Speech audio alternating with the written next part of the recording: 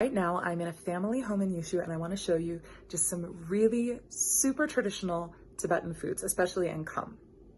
This first one is hyagambo, also called hyagam, which is dried yak meat. And this is really an absolute classic dish, but it's quite different from, say, beef jerky in two ways. The first is that there's no flavoring added to this, no salt, no soy sauce, no sugar, no nothing. It's just the straight taste of the meat. And the second is, if you listen, it's extremely hard. When we get beef jerky, it's usually not completely dried, but this is absolutely completely dried. This next one here is called ti. And ti, I like to describe it as Tibetan cheesecake. It's cheese, butter, and sugar all pressed together. And sometimes it'll be pressed into a cake where they'll actually use butter and candies and sweets on top to make beautiful designs. That's usually for major events like losar or weddings. This is much more casual, something you might snack on at home, but it's still very often offered as an auspicious thing. So this was the very first thing that I was given to eat. These are kapse. Literally, this translates to snacks, but essentially they're fried breads, like fried cookies, and they're very delicious. These are very basic designs, but on losar, you will see the most intricate designs you've ever seen in your life.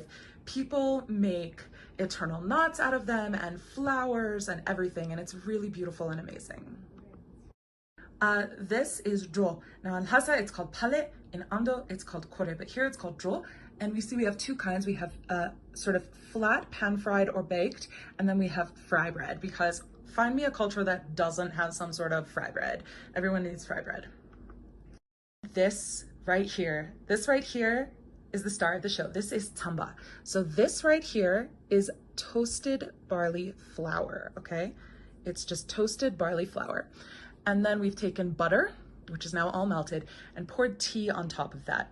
And what I'm gonna now do, and I can't do this with a camera because it would be a total mess, is I'm going to mix this with my clean hands, don't worry, with clean hands, mix this until it forms a dough.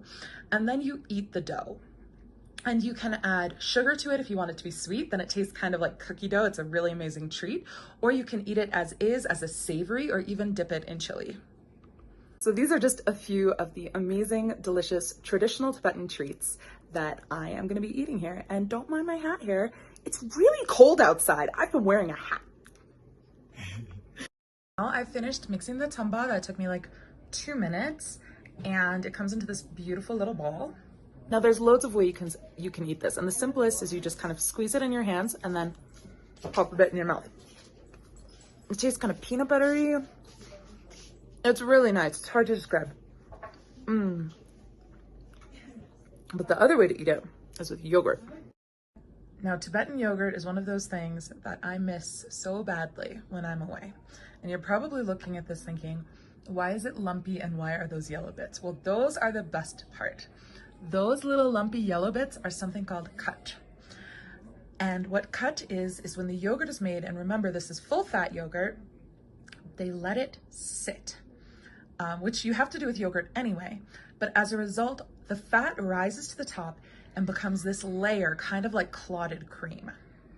And that layer is so thick and so rich.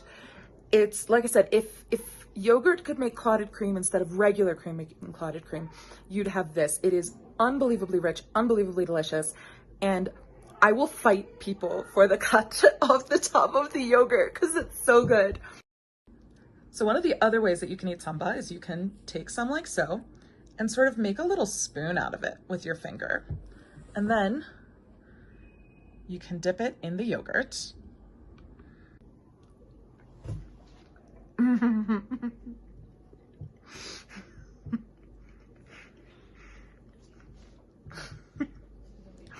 It might be my favorite way to eat it.